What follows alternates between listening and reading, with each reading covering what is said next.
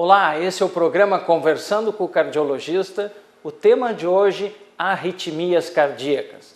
Para conversar conosco sobre arritmias cardíacas, estamos trazendo o Dr. Diego Quimelo, que é especialista em cardiologia pelo Hospital de Clínicas, com mestrado e doutorado pela URGS e com pós-graduação na área de eletrofisiologia pela Universidade de Toronto, McMaster, no Canadá. Dr. Diego, é um prazer tê-lo aqui, principalmente agora que você está assumindo a chefia do Laboratório de Eletrofisiologia Clínica do Instituto do Coração de Santa Maria. Muito obrigado, Dr. Arnoldo. É um prazer estar me juntando ao grupo e poder, digamos assim, incrementar a área de arritmias aqui na cidade de Santa Maria. E eu tenho certeza que esse desafio nós vamos ser bem-sucedidos nesse desafio. Diego, nessa tua formação que é longa, né?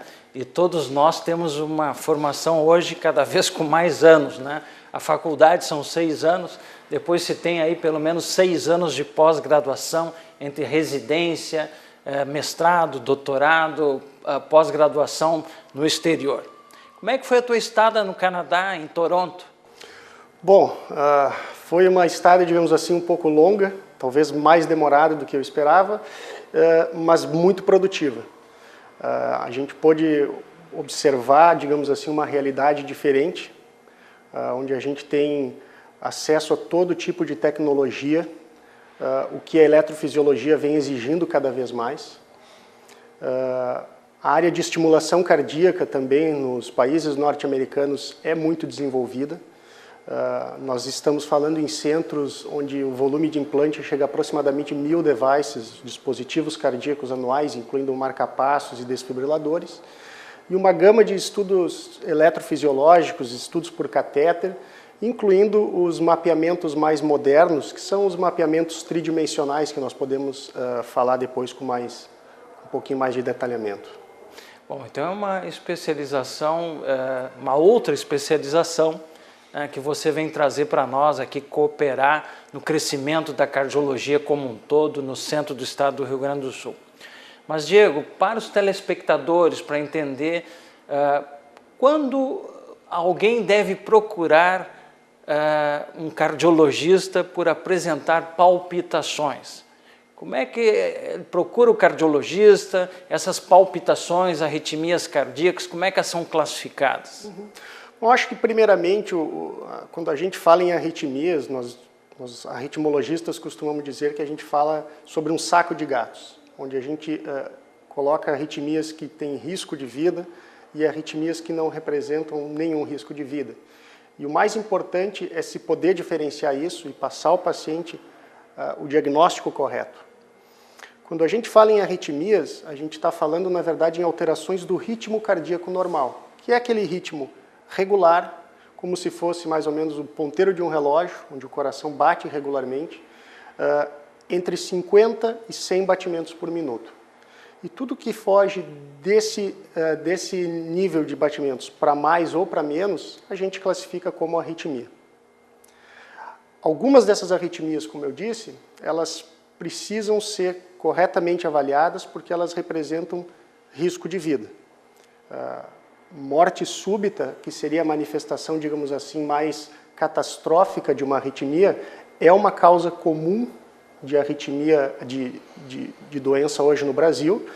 Para se ter uma ideia, os dados brasileiros, que são ainda um pouquinho não completamente fidedignos, eles estimam que 300 mil pacientes por ano morrem de arritmia cardíaca por causa de arritmias, cuja manifestação principal é a morte súbita. Então, muitas dessas arritmias, elas vêm se manifestar, ou vêm dar sinais iniciais de palpitação, que é quando o paciente, muitas vezes, descreve de uma maneira variada, como sensação de batimentos anormais do coração, a pessoa está sentindo alguma disritmia, alguma alteração do ritmo normal do seu coração, ou às vezes quando a pessoa sente o coração acelerado ou muito lento. Algumas dessas sensações, elas são comuns no dia a dia. As pessoas estão paradas em casa, dormindo, e elas sentem determinados batimentos anormais no coração. Outras pessoas já têm subitamente o início de um sintoma mais digamos assim, mais intenso. Essas pessoas, obviamente, elas têm uma maior premência em procurar serviços de atendimento e procurar o seu cardiologista para fazer uma avaliação, dada a alteração na qualidade de vida e a interrogação de o que está causando isso. As outras pessoas que não têm tantos sintomas que limitam a qualidade de vida, elas também têm que ter uma avaliação, porque é mais fácil a pessoa passar por uma avaliação do cardiologista e ter a tranquilidade de saber que o seu problema não é grave, do que o contrário. Ela deixar o problema como se fosse algo corriqueiro, deixar passar e acabar perdendo a oportunidade de tratar um problema de saúde que é grave. A maior parte dos pacientes, quando nos procuram por palpitações, né, as palpitações são benignas, né, até por causa do modus vivendi hoje, né, é muito estresse, é muita correria do dia a dia, muita ansiedade, muitos compromissos, né. Então, mas cabe excluir alguma doença maior, né. Então, no momento que ele vai procurar o cardiologista, vai procurar o especialista em arritmia, essa é a ideia, né? Ter a tranquilidade de excluir que ele possa ter alguma arritmia potencialmente maligna, né? Bom, nós vamos fazer um intervalo e depois desse intervalo eu gostaria que tu colocasse para nós, no consultório do especialista em arritmia, quais são os exames que você usa, os métodos não invasivos, para te ajudar nesse diagnóstico?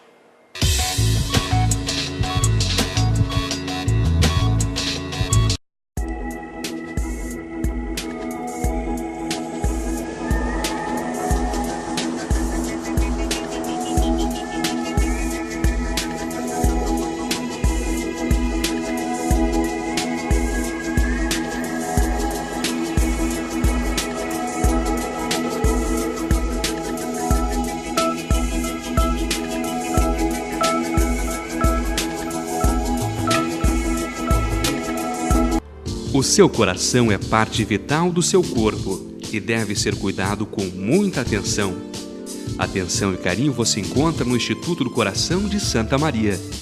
O ICOR conta com uma equipe de médicos experientes e realiza inúmeros procedimentos, primando sempre pela ética e pelo humanismo.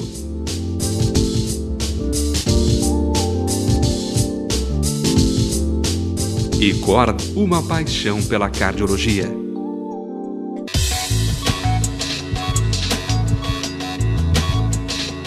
Diego, então nós falamos antes do intervalo de como avaliar esse paciente no consultório, no laboratório de arritmias. Quais os exames que você usa nesses casos? Bom, boa parte da escolha dos exames vai depender da história individualizada. Um exemplo, o paciente que se apresenta com arritmia ao consultório ou ao serviço de emergência, obviamente, por uma questão lógica de diagnóstico, o exame fundamental, além do exame clínico, é o eletrocardiograma. Ele vai ser um exame complementar extremamente útil na maioria das situações, até porque ele é de baixo custo e ele nos ajuda a excluir doenças que são facilmente diagnosticáveis através dele. O grande problema das arritmias é que elas têm um caráter, como a gente chama de paroxístico, elas vão e voltam. E o desafio do médico que trabalha nessa área é justamente poder capturar essa arritmia para poder fazer o diagnóstico. Então a gente usa a mão de métodos, digamos assim, diagnósticos que a gente chama de ambulatoriais, que seriam o Holter de 24 horas, que é uma monitorização cardíaca que o paciente vai para casa, tem uma atividade normal em 24 horas, enquanto o seu coração tem o ritmo registrado permanentemente, e isso depois é analisado.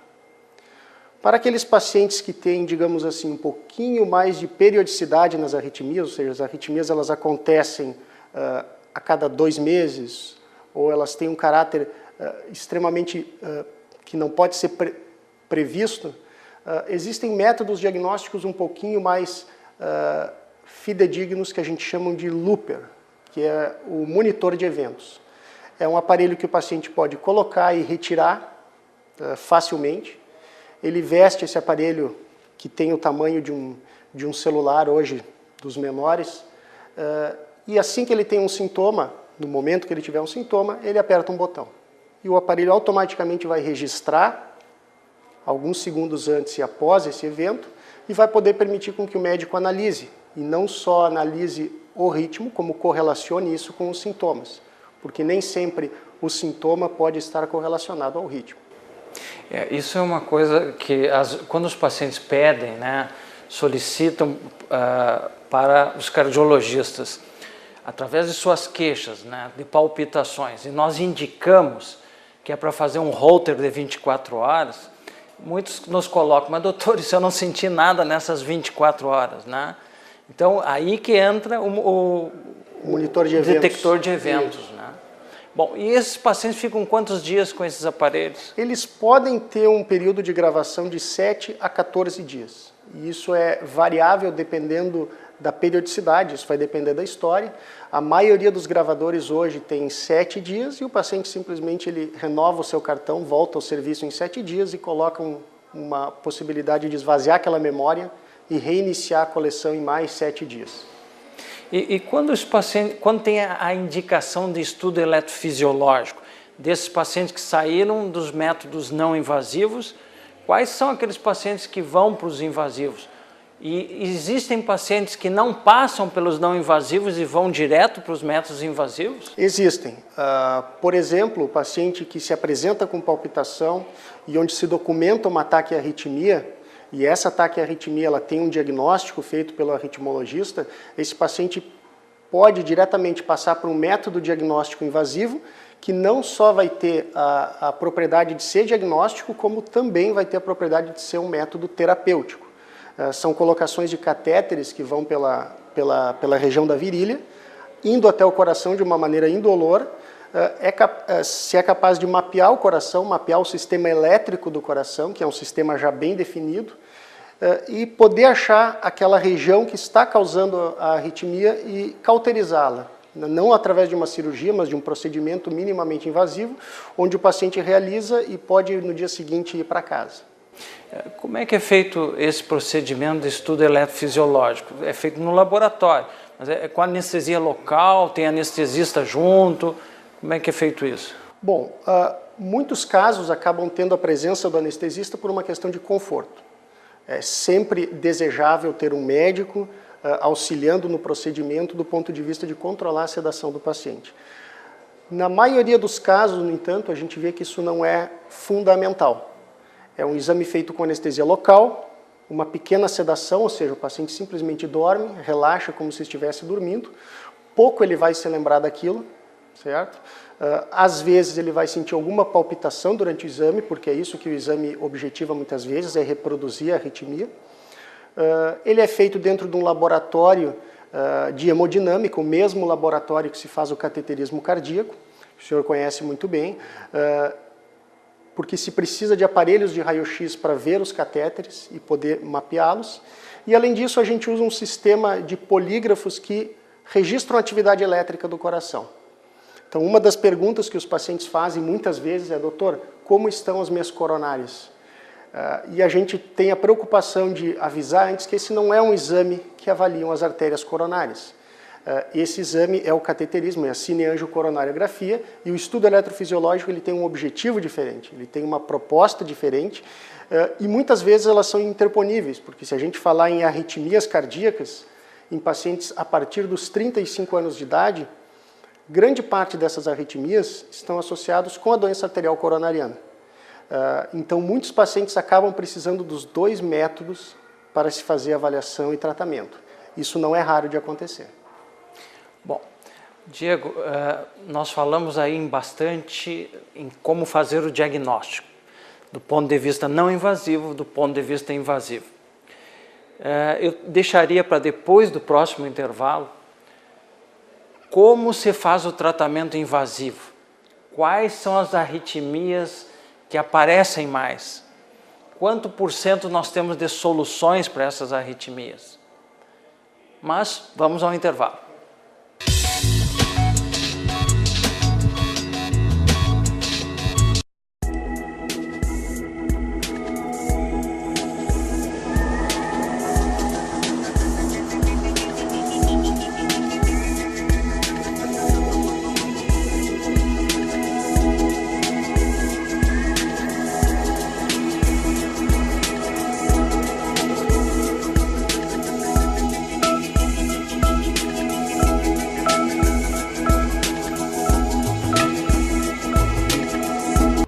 O seu coração é parte vital do seu corpo e deve ser cuidado com muita atenção.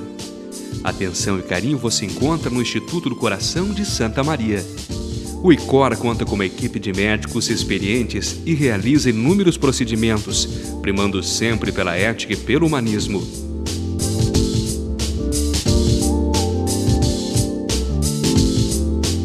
ICOR, uma paixão pela cardiologia.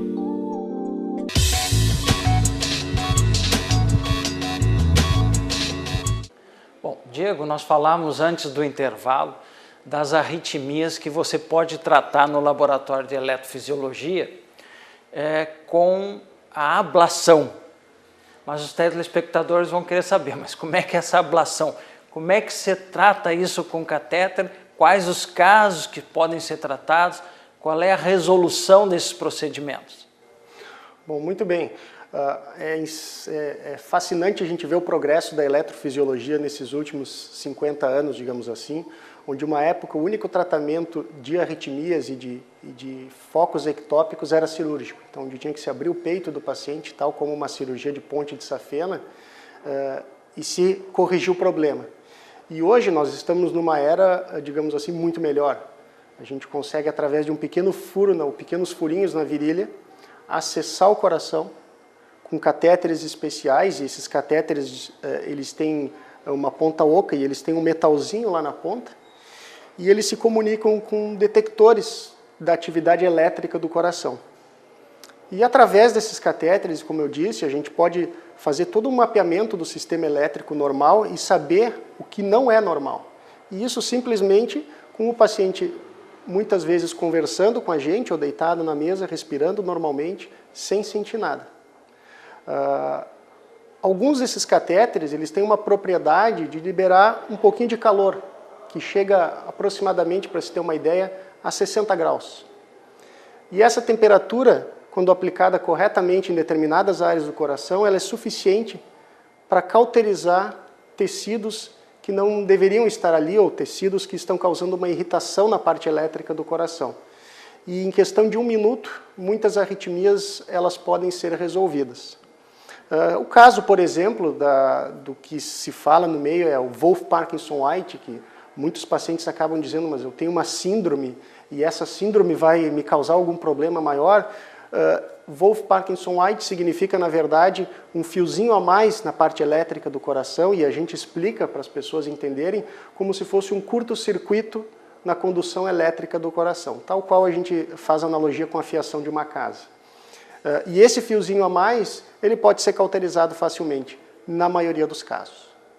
Bom, Diego, uma coisa que intriga bastante, e nós falamos no início do programa, é aquele paciente que tem arritmias e que tem uma história na família que teve morte súbita. E recentemente, até fui procurado por um órgão da imprensa aqui de Santa Maria para falar sobre uma família onde havia uma alteração genética e 2 familiares já tinham tido morte súbita.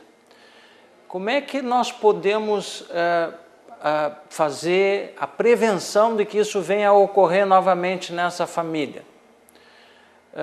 Nós teríamos indicação nesses casos de colocar desfibriladores implantáveis? Eu gostaria que tu tecesse algo nesse sentido.